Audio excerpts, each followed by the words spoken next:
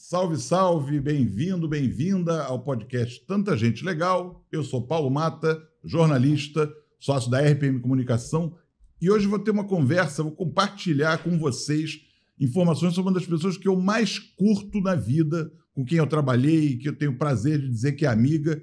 Para mim, uma das mais talentosas e carismáticas chefes de cozinha que há, Flávia Quaresma. Bem-vinda ao Tanta Gente Legal.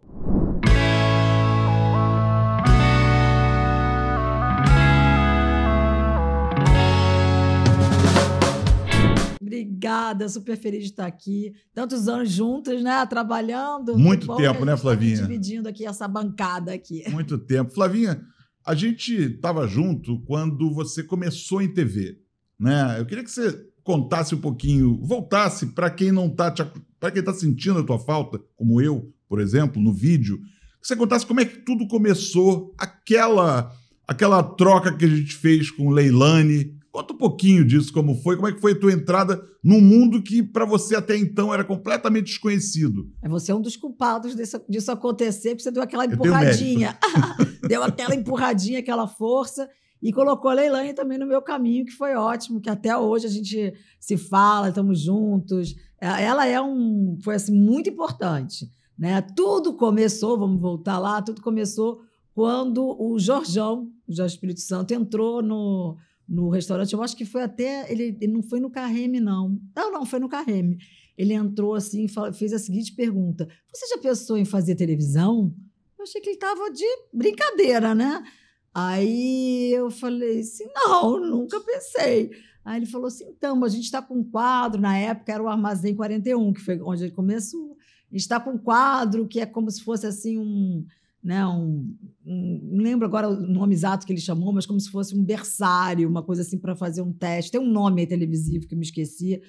E desse Armazém 41 a gente vai botar algumas pílulas, gastronomia, decoração, tem vários nomes e tal, e a gente pensou em você para a cozinha, para a parte de gastronomia. Eu falei, legal, vamos, que bacana, né? E tal. Não, a gente analisou algumas coisas que você fez, tal, a participação que você fez na televisão, e vamos nessa? Eu falei, vamos nessa. Nunca digo não, né? Sempre vamos nessa. Deixa eu fazer um tempo aqui só para quem tem menos que determinada idade, para dizer, bom, Jorge Espírito Santo está super na moda ainda, é um cara hypadíssimo, foi diretor do Fantástico, dirigiu Huck, né? Luciano Huck, dirigiu agora o documentário sobre o Belo, faz 525.332 coisas com qualidade. Carreme era o nome do restaurante da Flávia Quaresma, em Botafogo, um restaurante que marcou a época na gastronomia do Rio, um lugar charmosérrimo, um bistrô francês, como tem que ser, que revelou nomes, como Pedro Artagão, quer dizer, passaram pela cozinha. Flávia não gosta de dizer revelou nomes, então passaram pela cozinha da Flavinha. Muita gente legal. Nomes como Pedro, Ricardo Lapé. Dionísio começou como sommelier lá, não começou? Não, Dionísio não. Dionísio nunca passou? Dionísio não. Cismei. Fizemos muita coisa juntos. Sim. De evento, né? Foi uma época, assim, final dos anos 90, início dos anos 2000, foi uma época muito...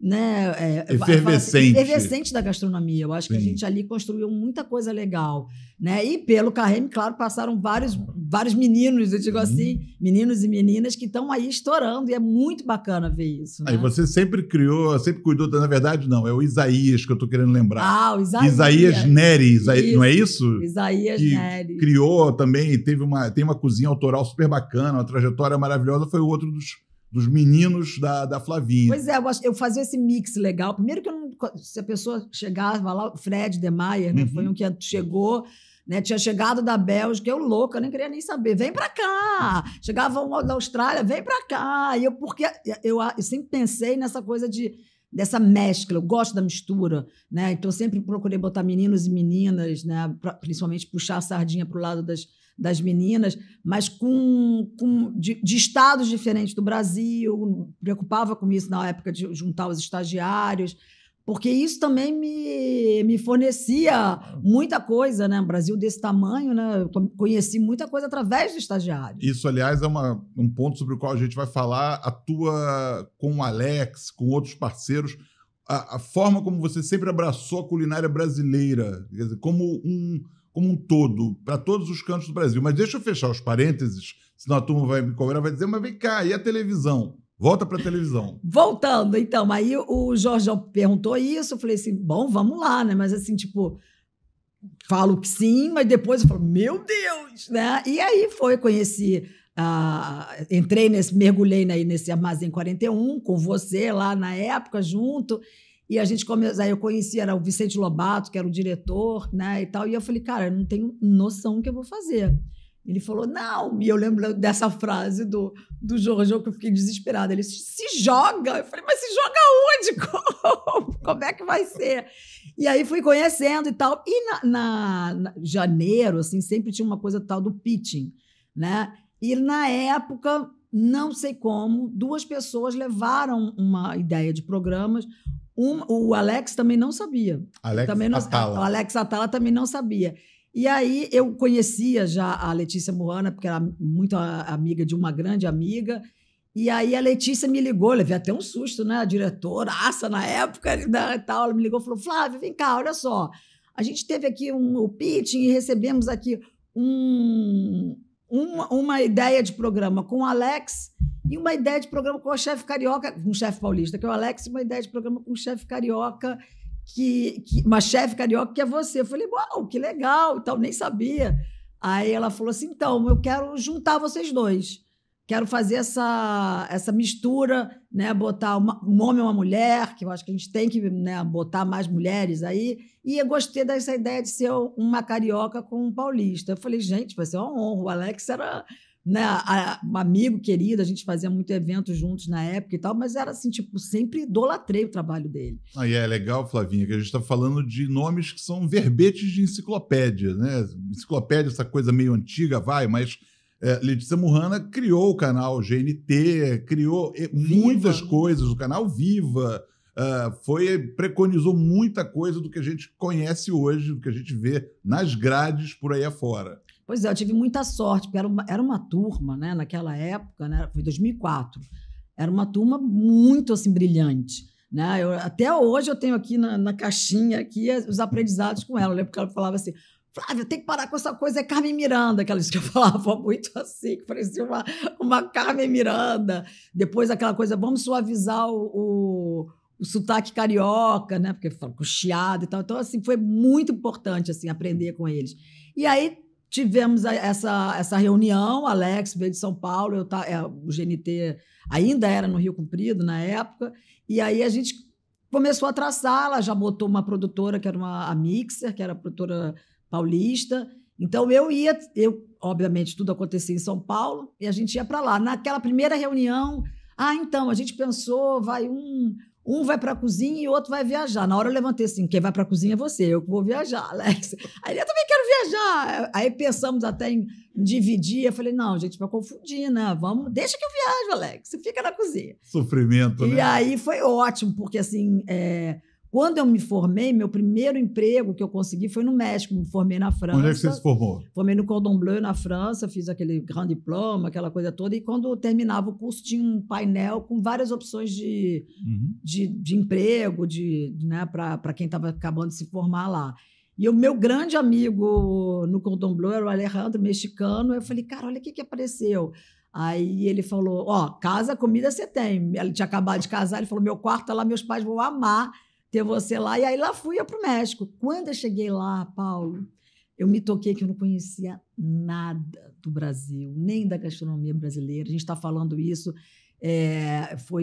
me formei em 92, né? Muita coisa aconteceu aí nessa seara do mundo gastronômico. E aí lá, lá todo mundo perguntava, e a Amazônia, como é que é? O pé... E o Pantanal, pé... Eu falava, gente, eu não conheço nada, eu conheço muito mais a França do que o Brasil, porque fiquei 2 anos lá e viajei. Aí eu falei, olha, uma promessa, eu vou desbravar esse país. E aí a minha sorte, né, primeiro começou com os festivais gastronômicos, né, que permitiu a gente ir para vários lugares. Aí a Prazeres da Mesa tem um super... né, papel nisso, que ela tirou a gastronomia daquele eixo Rio-São Paulo, levou primeiro para Recife, onde a gente fez o segundo ao vivo. E por aí foi. Então, viajei. E aí, quando surgiu o Mesa para Dois, que foi o nome que foi dado para o programa, eu falei, eu vou viajar e vou conhecer esse país. E aí eu faço um recorte aqui para dizer que a primeira viagem dela foi para uma feira na Alemanha, e para essa feira ela disse para mim o seguinte: Paulo, eu vou para a Alemanha a uma feira cujo nome eu esqueci, mas... É a Biofá, é a maior feira de produtos orgânicos do mundo. E eu preciso gravar lá. Eu tenho a incumbência de começar a fazer. O que eu faço? E aí que entrou Leilane, que eu trouxe, chamei e falei, bom, Flávia precisa de um media training. Só que não é um media training de um cara que não tem nenhuma afeição maior ou conhecimento justamente pela televisão. Eu sou um cara oriundo do jornalismo impresso. E aí, Leilane veio e na casa da Flavinha, na época, na casa onde Flavinha morava, na Gávea, fez um dia de media training para preparar a Flavinha, e Flávia foi-se para a Alemanha com os ensinamentos ainda em ebulição, né? Eu tenho muita... às vezes eu acho assim, gente, eu sou muito louca, porque eu estava indo para essa feira já, tinha sido convidada para representar lá o Brasil, e aí logo depois a gente ia, quando eu voltasse, ia começar o Mesa para Dois, aí eu soltei assim, tipo, de brincadeira, tipo, não vai colar, né? Falei, pô, Vicente, tô indo para a Alemanha, seria legal a gente fazer uma prévia, né, já que a gente vai começar o Mesa para Dois, quem sabe a gente faz uma prévia aí do Armazém 41 na Alemanha. Ele falou, pô, dá um especial, hein? Falei, colou, deu certo, e aí ele chegou e falou assim, Flávia, não vou esquecer, nunca disse, você já segurou o microfone alguma vez na vida? Eu falei, não tem noção. E aí foi quando eu falei para você, cara, como é que eu vou fazer? Ainda tem microfone. Imagina, não tinha nem... A gente era super... Né, no início do início. Então, não, você vai ter que segurar o microfone, que vai ser uma coisa assim. Se tinha o lapela, talvez não tivesse nem o nome. Nossa Senhora! Aí entrou Leilane, que aí foi brilhante, porque foi um dia, assim, fera, né? Em um dia ela foi me eu lembro que muito do... Porque a Leilane Neuber tem, além dos cabelos lindos, ruivos, como os da Flavinha, tem muita coisa em comum. O chiado, que ela própria tentou um tempo domesticar, mas entendeu, como a saudosa Sandra Moreira, que era um dos baratos dela, né? Que eu acho que uma marca, também né? É uma marca. Então, para quê? E tá ela aí linda, maravilhosa, depois de tantos anos de sistema Globo ali, tá na Globo News firme e forte. Sai um, sai outro, e tá ela com o chiado dela lá, bonitinha, firme. E aí eu lembro muito que Leilane falou muito de postura diante da câmera, como encará-la, como não olhar... Caminhar, até como andar, segurando o microfone. Né? Eu lembro que eu nunca vou esquecer também disso, que ela falava assim, olha, quando você tiver entrevistado, até hoje, quando eu estou entrevistando qualquer pessoa, eu lembro, não pode fazer, como é que ela falava?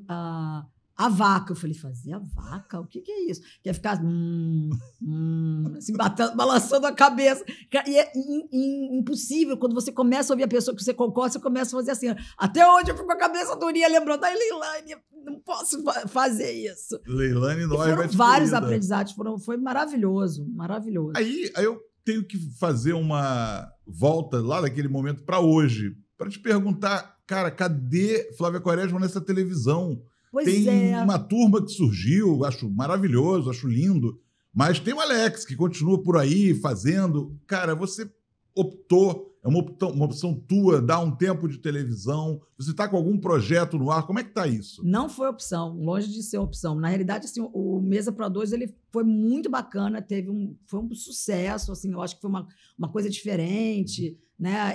O primeiro programa de gastronomia brasileiro que entrou como na produção brasileira foi o Olivier Anquier, que tinha aquela ideia do táxi, baseado naquele francesão maravilhoso que até há pouco tempo nos deixou, que era ótimo. E aí a gente entrou quando ele saiu uma época.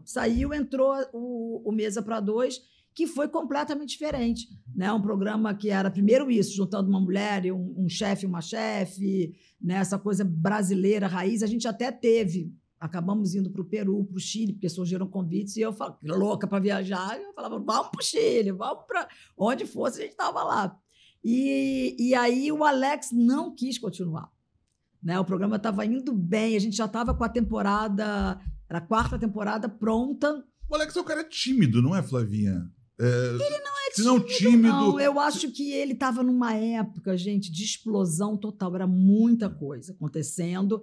E ele fez meio unidunité. O que me dá mais prazer? Isso aqui ou isso aqui. E eu acho que ele não tinha prazer. Hoje, vendo ele no Chefe de Alto Nível, eu fico muito feliz, porque assim, foi um retorno. O que aconteceu? A pandemia só teve coisa ruim, mas algumas coisas boas trouxeram para a gente. O Pix, por exemplo. Algumas coisas boas tiveram. Eu não carrego dinheiro na carteira. Ninguém usa mais. Mal tenho carteira. Ontem eu fui pagar com dinheiro, porque eu recebi um dinheiro, a pessoa olhou e falou assim, eu não tenho troco. Eu falei, caramba, ninguém sabe mais lidar com dinheiro. E essa coisa foi bacana, porque na época da pandemia, todo mundo começou a fazer receita, porque estava lá parado, né? Os restaurantes fechados, não sei o quê. E aí ele fez o canal dele no YouTube, e eu acho que ele venceu essa etapa de amor com a televisão, se reencontrou no vídeo e voltou pro vídeo com o Chefe de Alto Nível. Eu não vou dizer que assim, eu não curto essa coisa do reality. Eu acho que eu não saberia fazer bem, ser má, porque eu não consigo. Né? Mas você pode ser outra personagem, você pode ser a boazinha também. Pode ser a boazinha. A Maia não faria esse papel, né? Eu acho que você não tem físico de rolo para isso. Não, definitivamente.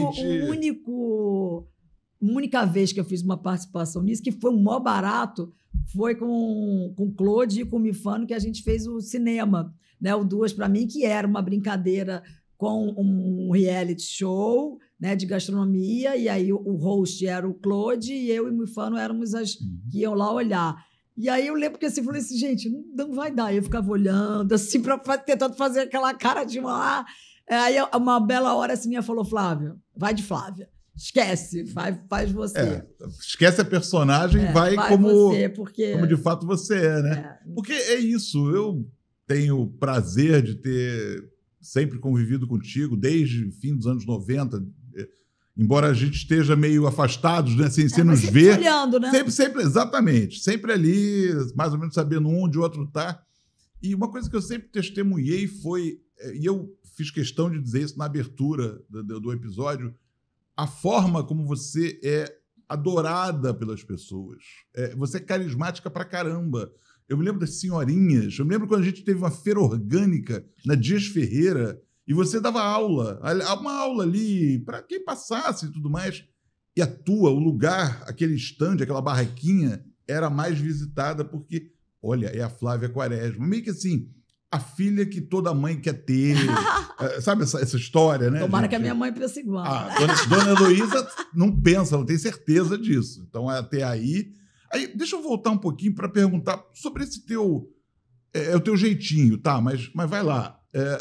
Uma coisa que a gente não falou ainda. Como é que você desenvolveu essa adoração, esse pendor pela cozinha? De onde vem isso? Olha, vem aquela coisa, sempre tem uma avó, uma mãe, alguém que te estimule. O meu foi engraçado, porque assim, a minha avó não entrava na cozinha, era uma feminista daquela de queimar sutiã na praça, né? Mas ela viveu muitos anos em Paris, então ela curtia comer bem, ela gostava, e ela tinha um arsenal de receitas. Eu lembro de comprar com ela as revistas, naquela época a gente ia ao jornaleiro, encomendava, traz para mim a revista tal, e ficava esperando, né? Era uma outra época. E aí a gente cortava, eu lembro da gente cortando as receitas, colava. Tenho até hoje e faço muitas receitas aí anos 70, dessa época aí. E a minha avó, como ela não ia para a cozinha, que ela achava que lugar de mulher não era na cozinha, mal sabe ela o que ela criou, né? Nossa. Ela viu um pouquinho. Ela viu um pouco, né? Um pouquinho. O que ela orquestrou ali. E aí ela falava, vai lá, faz essa mousse de chocolate. Criança pode, né? Criança pode. E quando a gente naquela época passava as férias no sítio, que a gente tem aqui no estado do Rio, até hoje, e a gente ficava lá 2 meses inteiro, aquela coisa gostosa, e eu me dividia entre a farra com as crianças, todas, primos, todo mundo junto, amigos, e a cozinha, que adorava, né? Adorava ficar lá fazendo as coisas. Daí fazia mousse de chocolate, aprendi com ela assim, várias receitas, profiterol, aprendi a fazer mas isso ali, criança, né? Sempre com alguém perto e tal. E aí gostava disso. Aborrecente, Eu só fazia sanduíche natural, ela que era época PP, né? Então tinha... E nunca imaginei, porque na minha cabeça eu tinha certo que eu ia fazer medicina, porque meu pai era médico e tal, papapá. E ninguém falava em ser chefe, né? Em ter um restaurante. Era uma coisa assim, você tipo, não deu errado, aí abre alguma coisa. Era meio assim. Mas vocês frequentavam muitos restaurantes? O meu presente de aniversário que eu sempre pedia era um jantar. Jantar, um almoço, era uma coisa assim que eu gostava. E você lembra onde eram, quais restaurantes lembro eram? Todos, assim, tipo, lembro assim, tipo, quando eu estava muito bem, tinha notas boas, aí podia escolher qualquer lugar, era o Meridian, né? Tinha aquela coisa, Paul Bocuse, tudo isso. E isso aí era lá no alto. E aí eram os tradicionais, né? Desde a gente ia muito a todos, assim, tipo, desde Lamas e todos esses mais tradicionaisões. Ia Bar Lagoa, todas essas coisas, mas eu gostava muito do Florentino, e aí eu vou falar por que eu gostava. Meu pai ficava louco, porque eu sempre não tomava café nessa época. Engraçado, eu fui tomar café muito tarde, conheci o café muito tarde. E aí eu pedia, sempre quando ele pedia café, eu falava, eu vou querer mais um. Ele me olhava assim, tipo, porque eu gostava do Petit Four. Petit Four de amêndoa que eles tinham, que era maravilhoso. Mas é engraçado se trazer isso, porque o Florentino era um lugar muito conhecido pela bebida, né?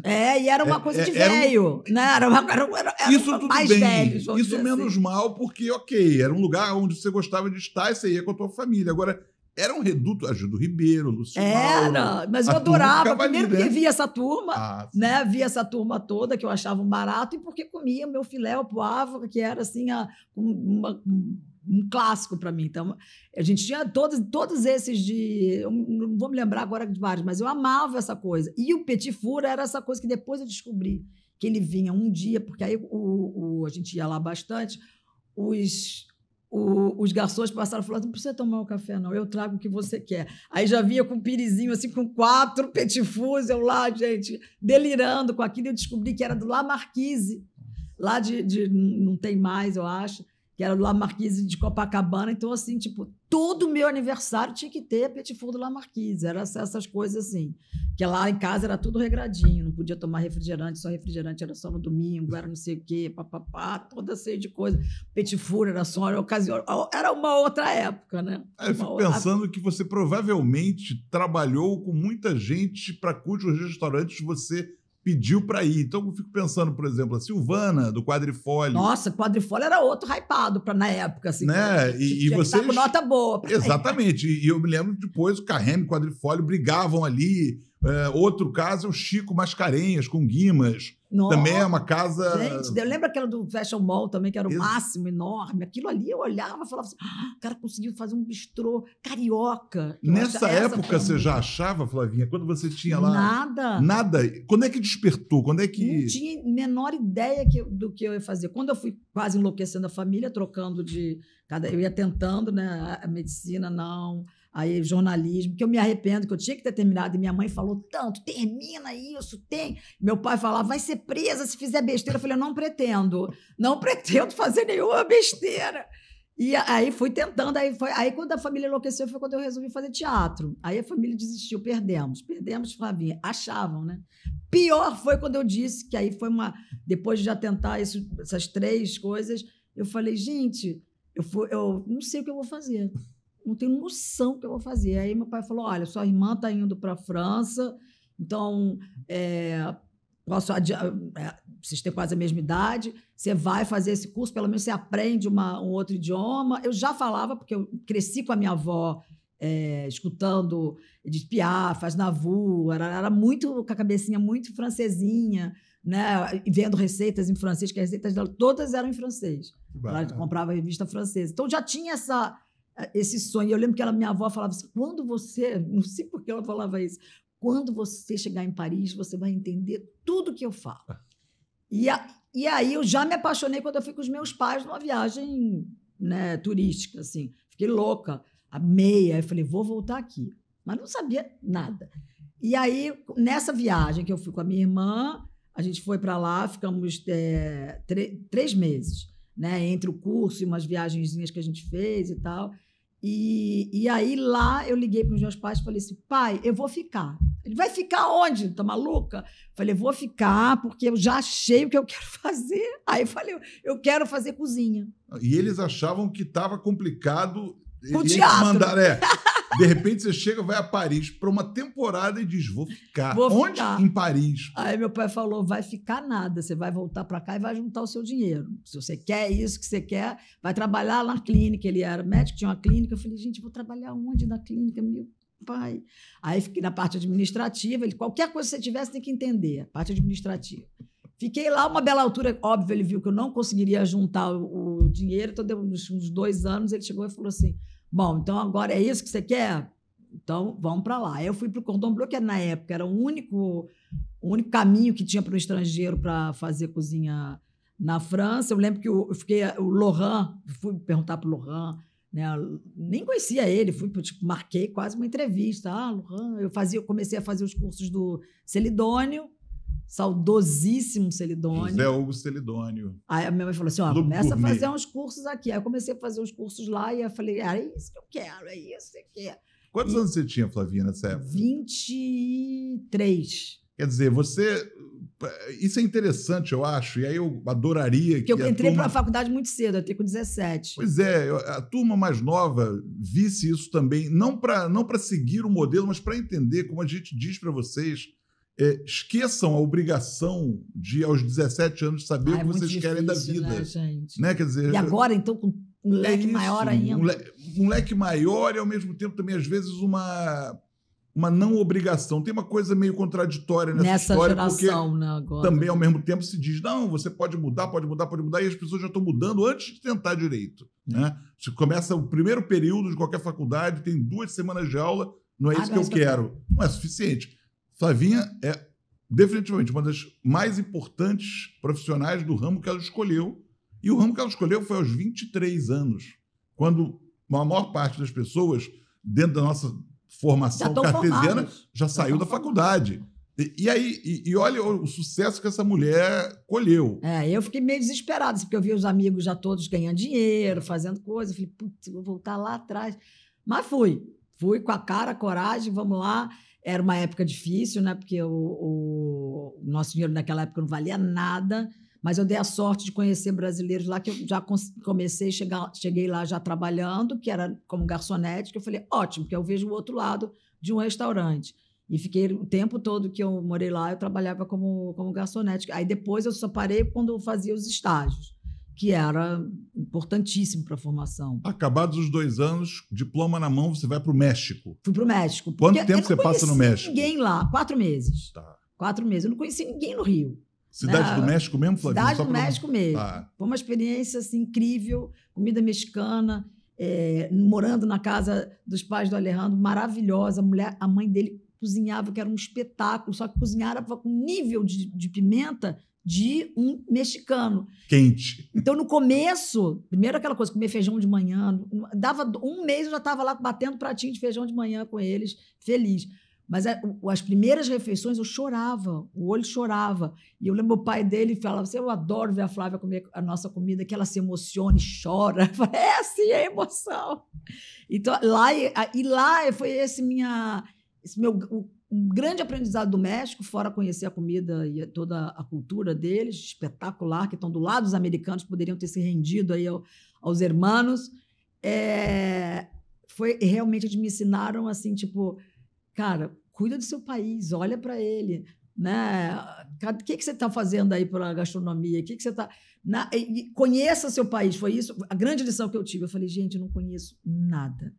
É muito legal, porque eles não só não se renderam, como eles exportaram o modelo deles. Exato. Tex-Mex. Tá o que é o Tex-Mex? O que é para o mundo todo e para os próprios Estados Unidos. Né? Para os vizinhos. Agora tem... Bom, não vamos falar de geopolítica, mas... Não é a hora. Mas aqui não é momento e nem é assunto apropriado para a gente tratar aqui. Mas, Flavinha, aí você traz uma missão, você se investe de uma missão. Né? Quer dizer, o México te mostra... Conheça esses 8.511.000 quilômetros quadrados do Brasil. Você volta para o Brasil. E aí, para onde você vai? Pois é, volto para o Brasil sem conhecer absolutamente uma alma gastronômica, que alguém fizesse tudo. Como é que começa? né? Da onde que dá o start? Meus pais não tinham dinheiro para chegar e falar como hoje em dia você vai, um investidor, mostra, não sei o que, o cara vai lá e banca. A gente está falando de uma outra época, né? Falei, cara, como é que eu vou começar? Eu comecei a fazer... Fiz uma consultoria, sem nem saber o que era consultoria, na realidade. Comecei assim, vou lá. Quando eu vi o cara, fui lá. Nessa consultoria, conheci um cara fantástico, um confeiteiro, que é o Jerzy Drevenzoli. Cara, aprendi muito com ele, trabalhou muitos anos com o Philippe Brie, no Traiteur de France, que saudosíssimo Traiteur de France. E esse era um dos lugares que era, assim, tipo, minha Disneylândia. Era lá e o Rivoli. Rivoli, então, nossa, era louca pro Rivoli. E toda a maior parte das minhas... Como é que eu perdi tanto tempo? A maior parte das minhas lembranças de infância são gastronômicas. Só que a gente não tinha essa cultura, né? Enfim. E aí, falando dessa época aí e tal, conheci Jerzy, um super confeiteiro, e alguém chegou e pediu para fazer um bolo. Flávia, você estudou aí nesse candomblé? Então, faz aí faz um bolo para o filho de uma amiga, não sei o quê. Eu falei, legal. Aí fiz o bolo e vendi o bolo. E aí eu falei, Jerzy, estou achando que esse negócio aí dá para a gente começar a fazer uma coisa aí. Você tem a técnica, coisas que eu não sei ainda, nunca tinha feito uma pasta americana na vida. Vamos entrar aí. E começamos a fazer vários bolos. Bolo. Quando eu vi, estava entregando esses bolos todos, virei uma semi-boleira, porque não me assumia, não tinha nem tempo, horas de voo para isso. E aí começamos a fazer esses bolos. Aí quando eu ia entregar os bolos, eu comecei a ver, falei, nossa, esses canapés são os mesmos canapés dos anos 70, nada mudou, não sei o quê, papapá. Aí eu começo a fazer uns canapés diferentes, testar e tal, papai. E uma amiga da minha irmã, na época, acho que eu falei assim, vou fazer uma festa. Não quer fazer? Vai um monte de gente bacana, de repente você mostra aí e tal. Tá bom, sempre foi como eu falei, vamos. Fiz essa festa, não sei o quê. Dessa festa, o Dudu, da Mary Zaid, até lembro, acho que foi meu primeiro cliente corporativo, assim, chegou e falou assim, estou inaugurando uma loja no Fórum. Você faria um orçamento? Eu falei, claro, nem sabia o que eu ia fazer. Falei, lógico.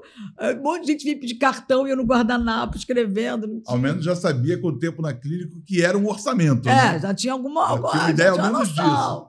E aí fiz, desses aí foram vindo. Foi acontecendo isso tudo na casa dos meus pais, fui transformando, coitado, a casa dos meus pais virou uma cozinha, aí eu a lavanderia virou a área da confeitaria, fui pegando e adquirindo ali, e assim começou essa história do buffet. Para os que não tiveram o prazer que eu tive de degustar as comidas de buffet da Flavinha, não havia, a gente sabia, eu perguntava sempre quando chegava em qualquer evento, onde eu estivesse trabalhando, ou a passeio, de quem é o buffet. E quando eram os da Flavinha, a gente sabia que algumas coisas aconteceriam. Seriam canapés super sofisticados, mas ao mesmo tempo divertidos, não era a sofisticação no sentido pejorativo do termo, de algo distante. A gente tinha uma certeza de que, em algum momento, aquela baixinha ia sair da cozinha, ia passear pelo salão como se fosse a casa dela, e era a casa dela. E era um momento eu acho que era um momento muito feliz das pessoas de te reverenciar quando você andava. Eu sinto muita falta de você fazendo buffet. Já te falei isso.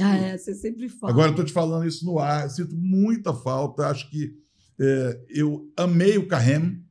Acho que ganhei dela de presente nos meus 41 anos uma festa que meus amigos até hoje não esquecem.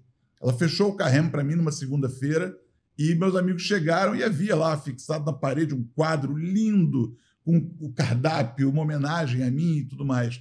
O Carême me faz falta, mas eu supero. Agora, te ver na televisão e provar do teu buffet são coisas que eu não supero muito, não. E os teus doces, a tua parte de patisserie. Você está falando, você está falando dos bolos.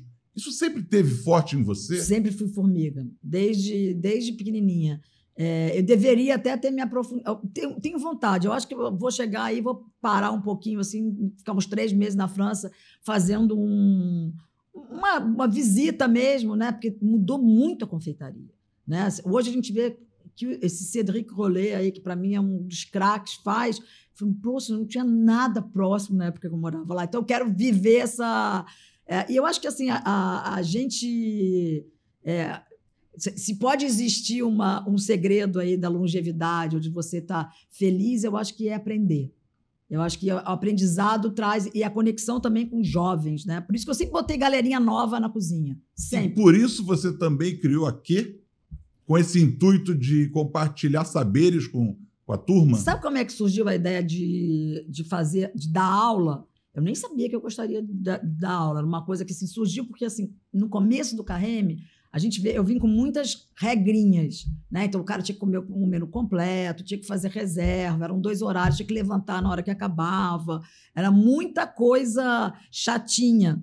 E todo mundo, quando eu ia no salão, que era aquela hora de falar com todo mundo, perguntar como é que foi, como é que era, que eu adorava aquele momento, me perguntava, mas o preço, isso, e fixava muito nessa coisa do preço. Eu falava, cara, esses caras têm que saber o que custa para fazer um prato desse, né? Tipo, entender uma ficha técnica, né? O que vai levando até chegar, custa tanto para mostrar. Vocês acham que a gente ganha muito em cima?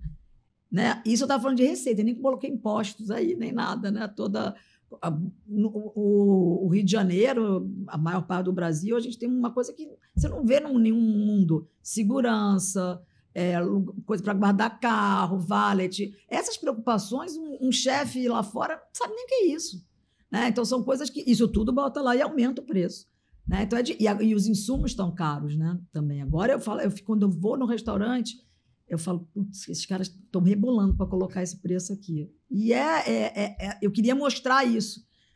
Só que eu fiz uma coisa com um intuito e acabei me apaixonando pela troca.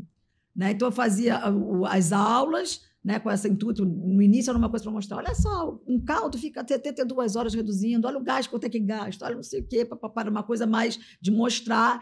E ali criei uma turma que eu não conseguia botar mais outras pessoas, porque aquela turma me acompanhava, era toda terça no KM, no andar de cima do KM.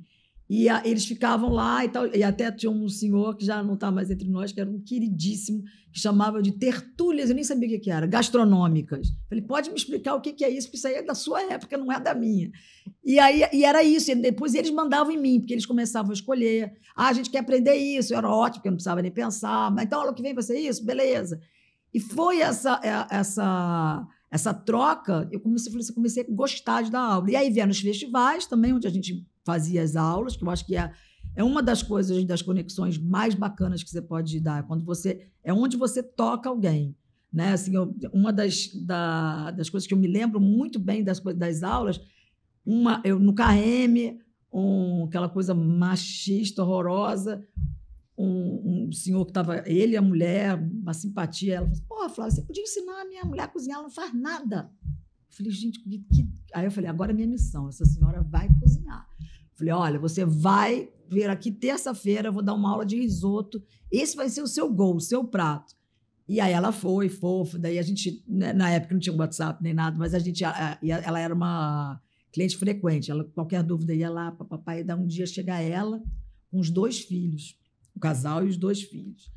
Aí eu vejo que ela estava diferente, assim, com um sorriso, com uma coisa. Aí ela me chamou na mesa, eu fui lá, conta, como meu filho, conta para ela, fala para ela como é que ela é em casa hoje. Aí eu falei, o que ela vai me aprontar aqui, né? Aí ela falou, olha, eu queria te agradecer, porque a minha mãe virou a risoteira dos meus amigos. E agora todo mundo quer ir lá para casa para comer risoto. Falei, pronto. Aí eu olhei só para a cara do cidadão, do maridão, e falei, tá vendo? Podia aprender também, né? Vai com ela. Pelo menos a louça também. Você lava. Só queria saber isso. Vontade teve, mas não perguntei. Cliente. Melhor, né? Te dá uma segurada. Mas quando a gente toca isso, é incrível, né? Muito, muito bacana. Eu te perguntei por que você criou a Quê? Criações Gastronômicas. Foi uma escola linda de gastronomia, numa casa ao lado do Carrem.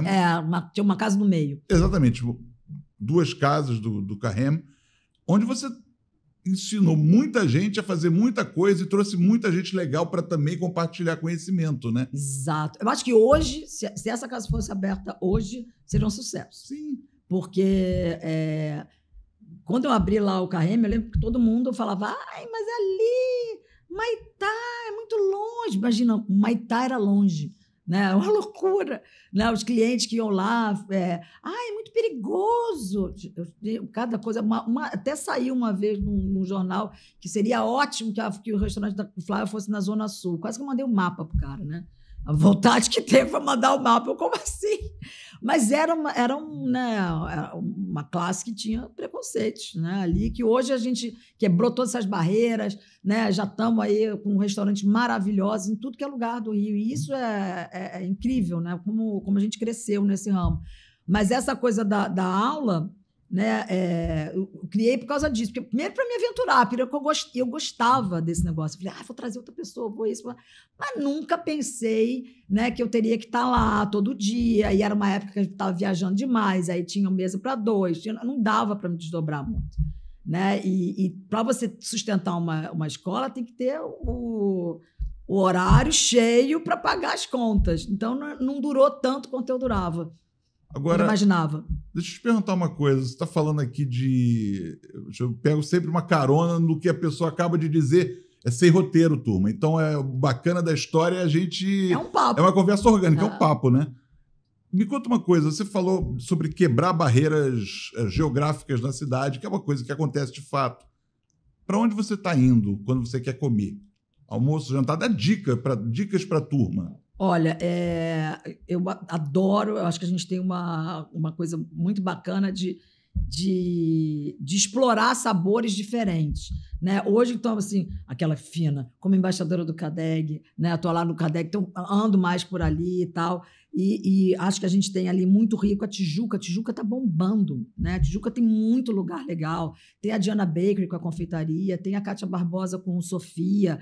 Em frente tem nossa, que eu amo, o porquinho de kimono, que é para mim é o melhor petisco, um dos melhores petiscos já inventados, que é do Bar da Frente, da Mariana.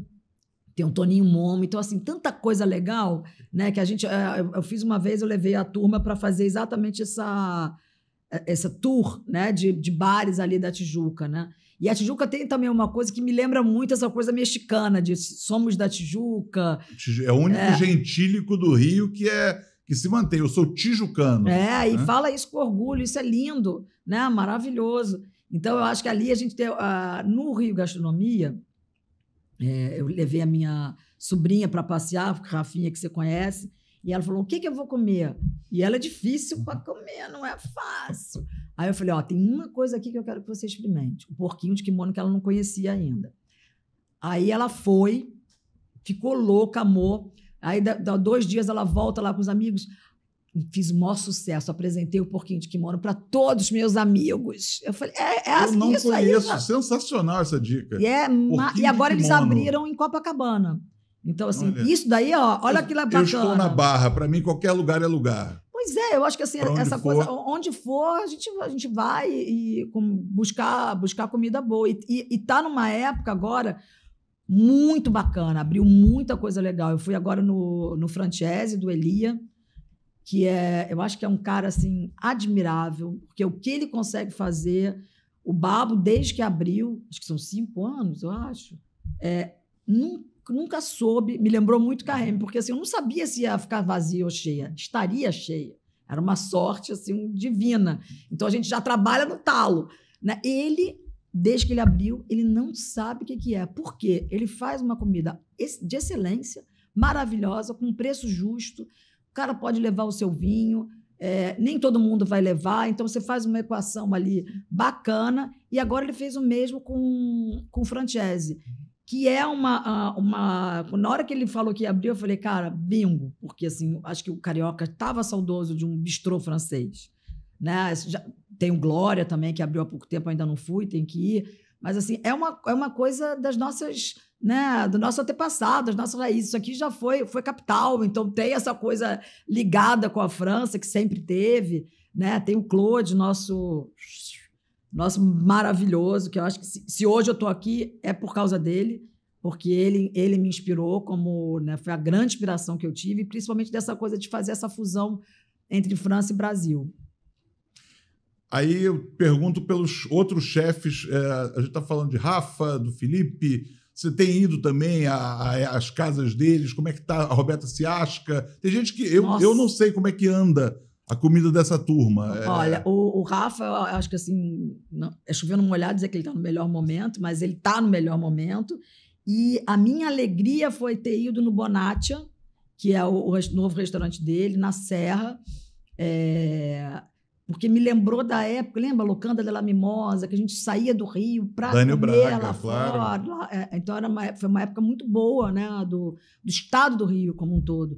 Então, a gente vê hoje uma moçada lá, falando do Bonaccia, ver um chefe que é tão rígido, né?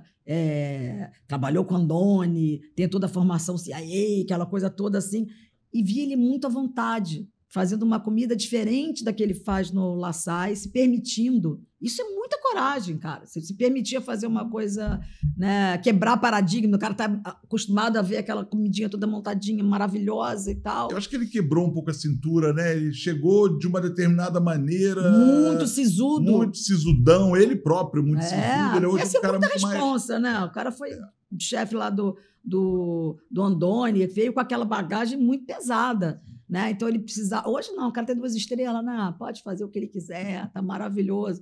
E aí, lá no Bonaccia, ele falou assim: eu estou fazendo a comida que eu gosto, comida de memória. Né? Nossa, quando ele veio com uma sopeira, um capelete em brodo, ele servindo. Gente, eu falei, cara, luxo é isso, né? É comer um capelete em brodo.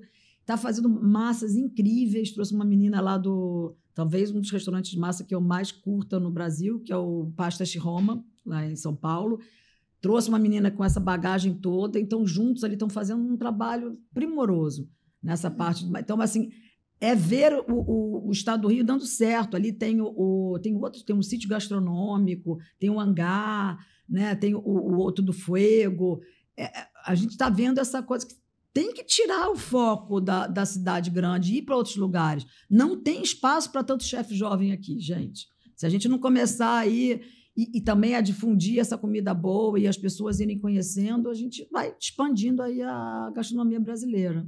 Falamos dos outros. Agora, quem quiser comer a comida da Flávia Quaresma, o que tem que fazer hoje em dia? Então, vamos lá. Puxando essa história aí de gostar de dar aula e tal, né? Hoje eu resgatei, né, já há 4 anos, já tem 4 anos, resgatei essa minha vocação, vamos dizer assim, ou esse prazer de dar aulas, que surgiu no desespero, que foi na pandemia.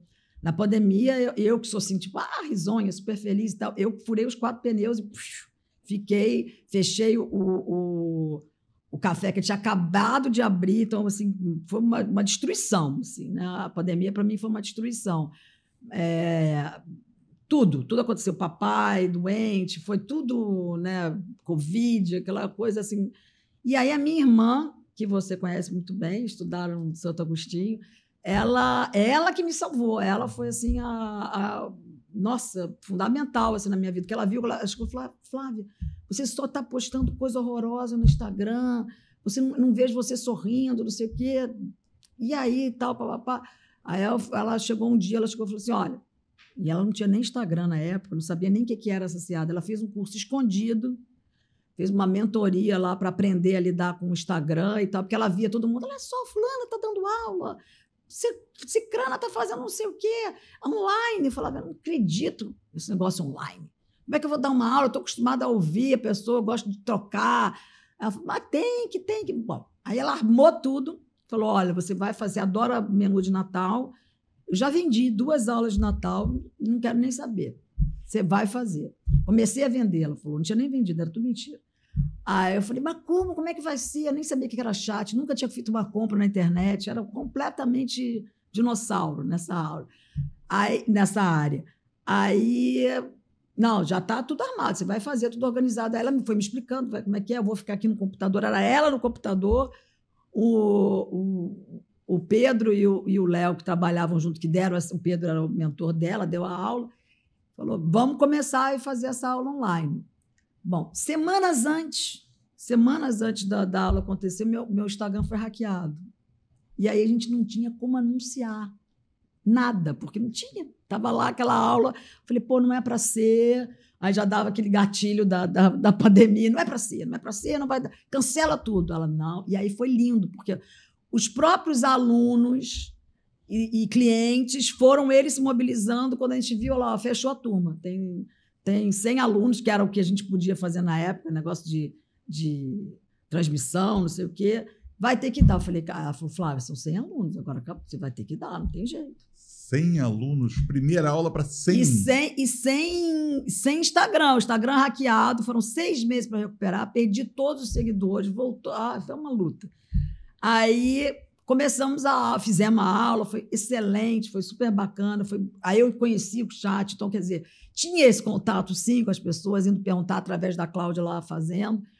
E aí os alunos falaram, Flávio, você tem que continuar. Eu falei, mas será? Como é que vai ser e tal, papapá?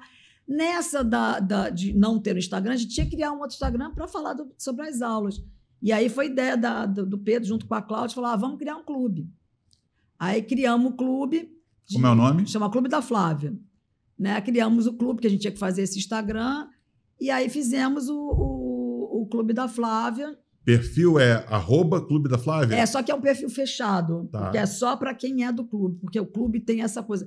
Agora mudou muito, porque a gente está falando aí de 4 anos. Mas como é que eu faço? Eu que não sou, por exemplo, e quero pertencer de alguma maneira. Vem para o clube, é isso? Como é que eu venho para o clube? Então, aí vai ter que entrar no meu perfil, que é Flavinha Quaresma, e ali você vai achar todas as dicas, direções para entrar, fazer parte do clube. Resumindo a história, Claudinha, que já tinha trabalhado contigo, na própria escola, eu me lembro, tinha trabalhado no Carreme. Sempre ajudou, né? Sempre estava junto. Não é uma coisa...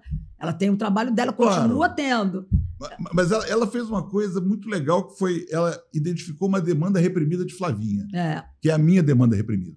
Quer dizer, eu quero mais Flavinha. Então, eu acho que essa sacada dela é de uma sagacidade, foi, na verdade, e sagacidade no perrengue, né? Pois foi tá no pior momento, né? Quantos alunos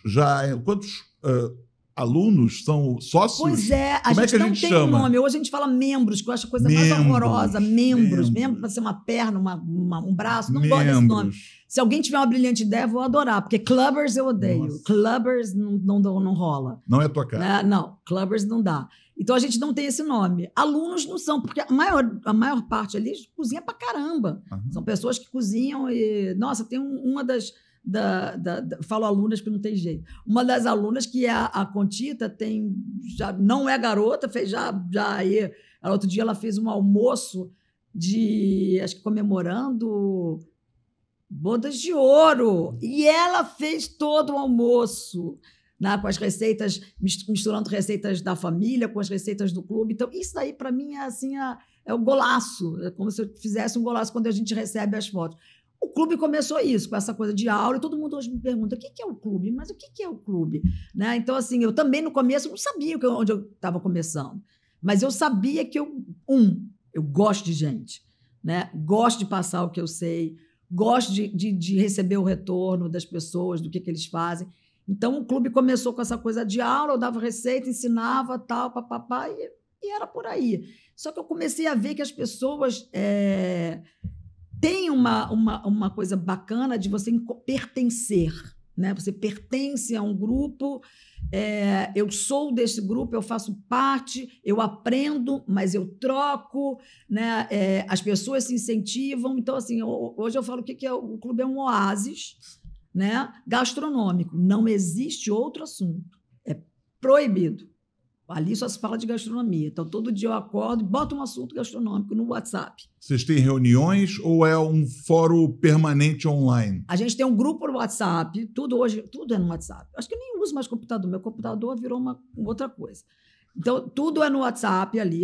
As nossas trocas são no WhatsApp.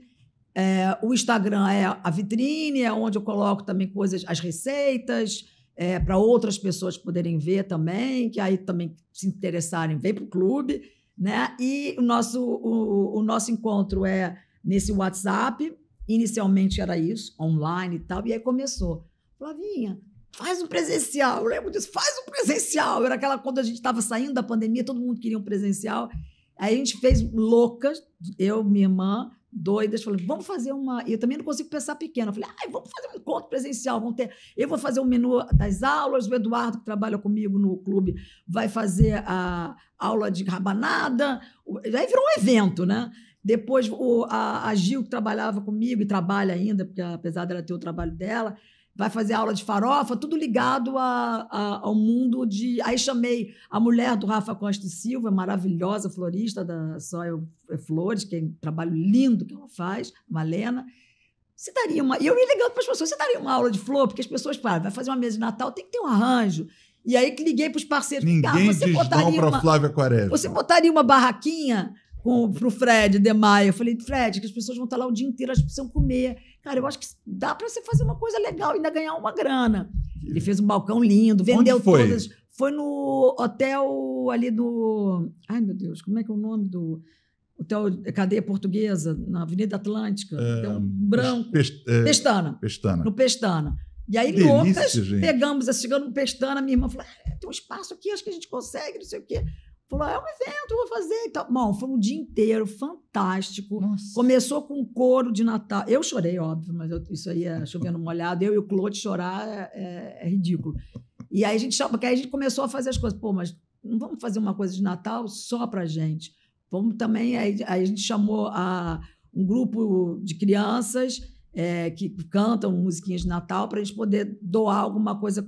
Parte do que a gente ganhou dos ingressos, a gente doou para eles. E aí vieram os parceiros, né, de louça, de tudo. Depois, outros parceiros, a NEC Congelados, que fez um stand e que ajudou, apoiou, porque fazer um evento, as pessoas acham que é caro pra caramba. Não dá para fazer sozinho. Juntar tudo. Sem parceiros é inviável. Você nunca ficou sozinha, né, Flavinha? Eu acho que fica a dica aqui, gente, e eu reforço. Quem quiser encontrar com Flavinha, tem que entrar primeiro no perfil dela, chefe... Flavinha Quaresma. Flavinha Quaresma, desculpe. E, a partir... Se tornem elegíveis para entrar no Clube da Flávia. Flavinha, a gente está chegando ao fim desse papo, que está, para mim, maravilhoso. Eu queria ficar 8 anos com você conversando, mas eu queria que você deixasse para nós um top 5 de comidas... vamos pensar... Pode ser de restaurantes, um top 5, e um top 5 de comidas emocionais para você. Aí você falou comidas emocionais, vou ficar nessa. Bom, feijoada. Feijoada é o meu prato favorito por N motivos. Por eu gostar e por isso vender o Brasil de uma forma... Feijoada, eu acho que sorri, né? Além de ser um prato para compartilhar, que você pode servir muita gente... Para mim, é o prato brasileiro que eu mais amo. Depois, estrogonofe da minha mãe, né, que aí é um prato... Eu mudei muito a receita dela, diga-se de passagem, mas não deixo de botar o que ela sempre botava, que era um whiskyzinho, quando ela fazia a carne ali. Né? Então, estrogonofe da mamãe. Depois eu tenho algumas coisas, assim, mousse de chocolate da minha avó, que eu faço... Essa daí eu não mudei. Mentira, mudei um cadinho. Um pouquinho só, mas a receita é dela. Falei da mousse, outra coisa que eu tenho, assim, que é uma coisa que, de repente, assim, duas, vou falar, que são coisas muito do sítio, que a gente vive junto ali e tal. Quando está muito frio, eu faço sempre um mingauzinho, aquele mingau mesmo, com canelinha, aquela coisa, que é aquela hora que está todo mundo ali juntinho, comendo aquela coisa quentinha. E, claro, não podia deixar de falar de brigadeiro de colher, que a vida inteira... Né? Minha mãe escondia as latas lá em cima, porque se deixasse eu comia brigadeiro todo dia. Então, essas são os meus... Não, falta um, né? Falei. Não, foram 5. Falei? Foram 5. Então, beleza, são essas. E os restaurantes? Ao longo da tua vida, restaurantes que mais te marcaram ao longo da vida? Nossa, bom, eu sou carnívora. Eu acho que plataforma me faz uma falta. A plataforma, então, aquela antiga que eu vi o Tom Jobim sentado, gente, aquilo ali era um êxtase, né? Você ir no lugar que o Tom Jobim estava ali sentado escrevendo, aquele pãozinho de queijo, aquela carne, aquela picanha, eu acho que foi assim, tipo, isso me faz muita, muita, muita falta. Falando de carioquices, né? Essa é uma carioquice que me faz muita falta. De outra coisa que eu acho, assim, as casas tradicionais, né? Eu acho que, assim... Vejo aí um revival, né? Vai voltar o Bar Luiz. Isso daí eu acho que tinha que ser uma obrigação quase que do governo para não deixar. O que mais me entristece, falando de tristeza, é ver um banco onde foi o Colombo.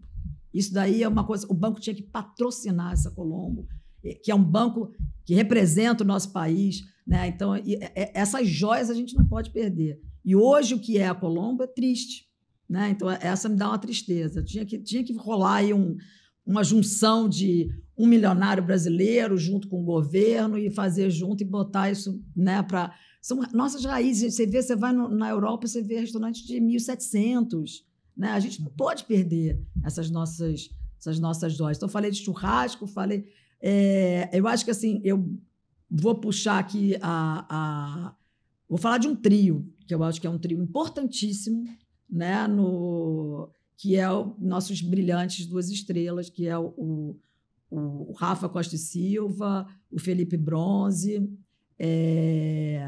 outro não é, acho que não é 2, mas o Rafa Costa e Silva e o Felipe Bronze, que são... Eu acho que esses caras, eles merecem estar onde eles estão, né? Eu vejo agora o Felipe fazendo outras coisas aí fantásticas também, não só abrindo restaurante, ele vai fazer uma coisa de educação.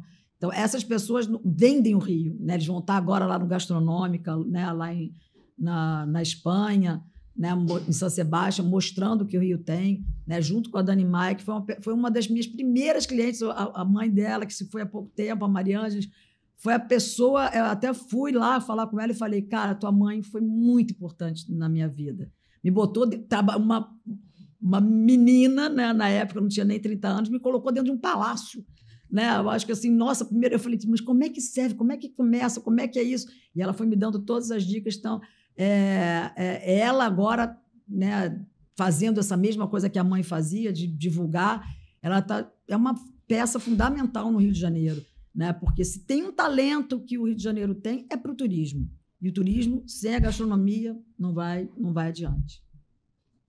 Gente, eu estou pensando sempre como é que eu vou fazer o 2º, 3º, 4º episódios com a Flavinha. Nós conversamos aqui, Flávia Quaresma, chefe de cozinha, uma das pessoas mais queridas que eu conheço, uma amiga, uma pessoa que eu tenho prazer de dizer que é amiga. Obrigado demais por ter vindo, Obrigada ter participado de tanta gente legal. Prosa boa essa.